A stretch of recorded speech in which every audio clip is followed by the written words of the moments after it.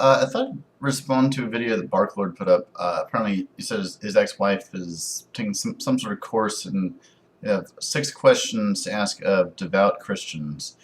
Um, I don't know if you consider me devout. I don't go to church, but I do take my faith fairly seriously. Uh, in any case, the first question is, what program of Christian or general religious education has most significantly shaped your view of life? Um, I'm not sure what that question's getting at, I did go to a Catholic high school, um, and I felt that, and actually the religion classes in that school were some of my favorite classes. We learned about church history, comparative religion, to Christian ethics, things like that. And um, one thing I would say generally about the Catholic education was it actually kind of exposed me to a different side of Christianity than I had known before.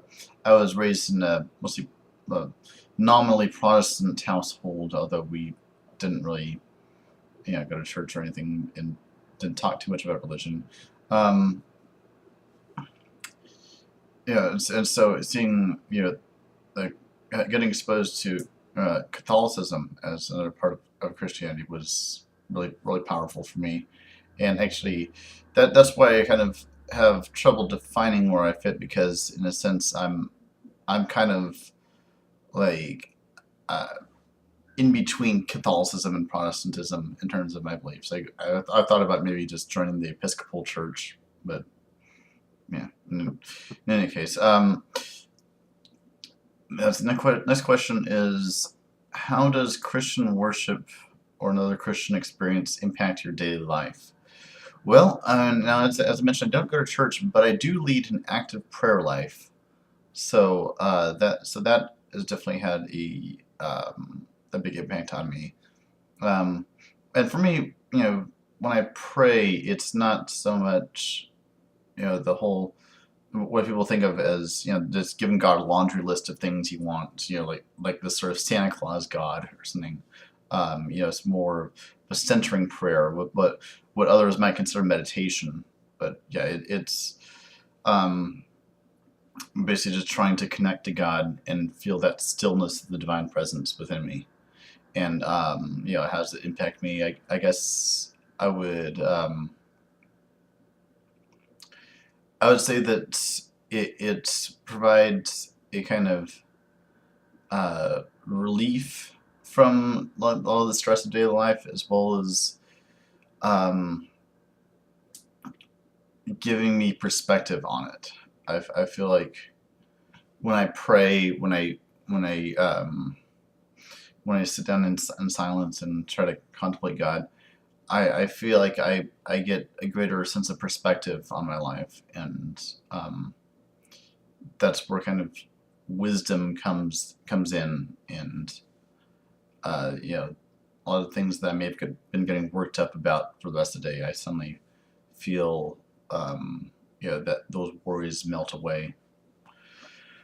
Um, Next one is, what are some of the struggles that you can share about living in your work about living in the workplace and being true to your convictions? Oh boy. Well, I don't know, but as far as convictions go, I mean, there were some jobs that I've had um, that asked me to do things that I felt were kind of dishonest. So I have a strong aversion to lying in any sort of job. I feel like I need to be honest with other people. Um, Although at least honest in what I tell them. Sometimes I might commit what you might call lies of omission, or just don't speak up. But that's because I actually try to. I tend not to express my religious beliefs very often in public, particularly in the workplace. Um, I try to keep that under wraps. That's largely a very private thing for me.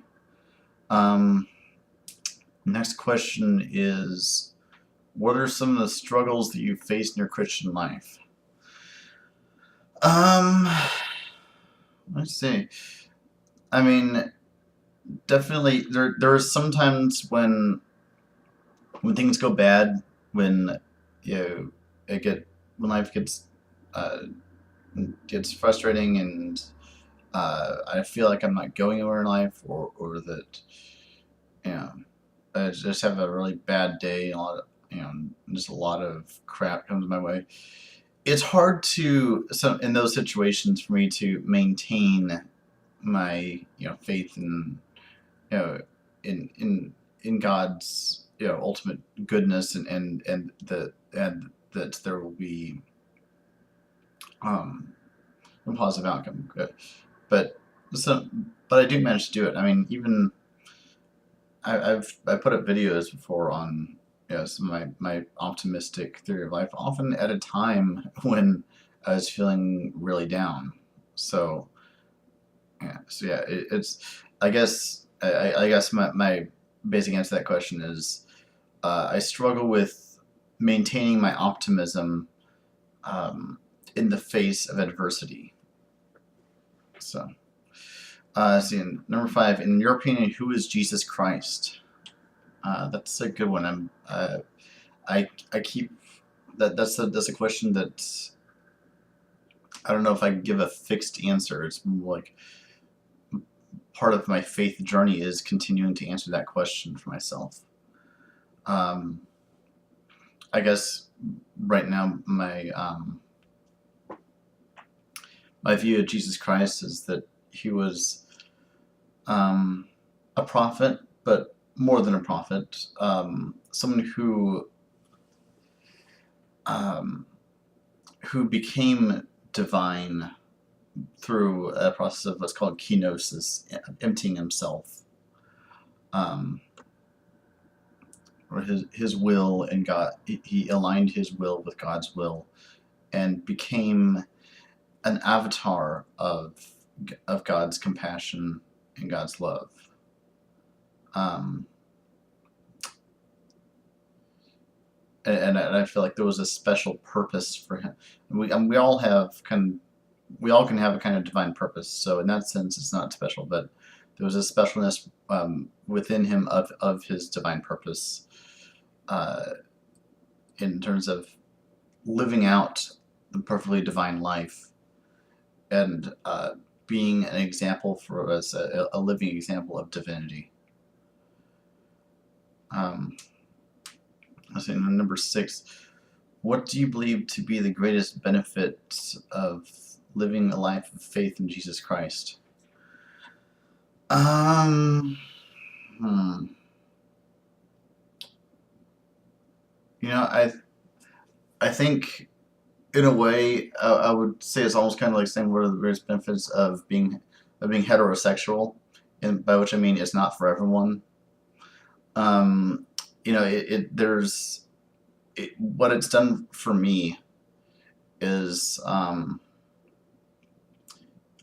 it's a great source of hope.